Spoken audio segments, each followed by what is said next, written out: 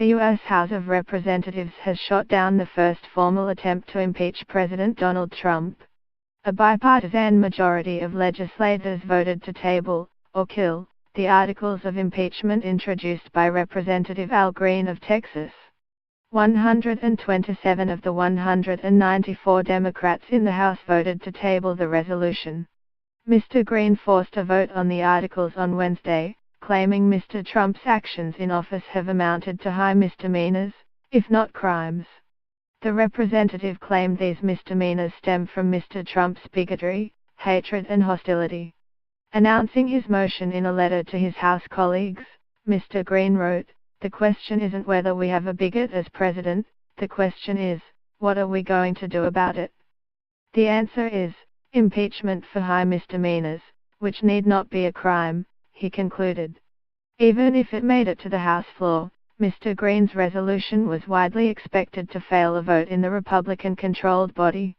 Impeachment requires a majority vote in the House and a two-thirds vote in the Senate, which is also controlled by Republicans.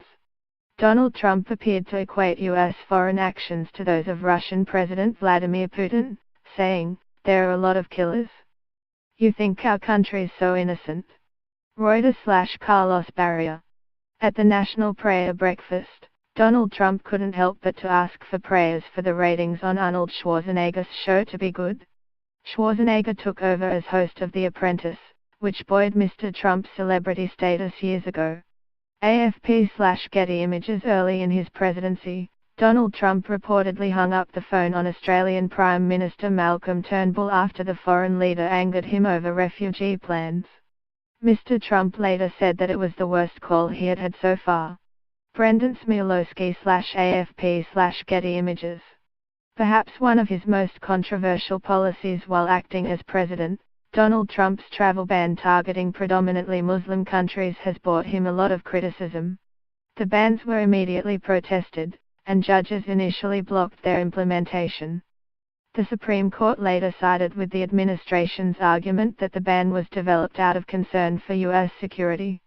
Brian R. Smith/Getty. After Hurricane Harvey ravaged southeastern Texas, Donald Trump paid the area a visit. While his response to the disaster in Houston was generally applauded, the president picked up some flack when he gave a speech outside Houston. He reportedly did not visit disaster zones, and praised the size of the crowds there. AP. During his first ever speech to the United Nations General Assembly, Donald Trump tried out a new nickname for North Korea leader Kim Jong-un, Rocket Man. He later tweaked it to be Little Rocket Man as the two feuded, and threatened each other with nuclear war. During that speech, he also threatened to totally annihilate North Korea.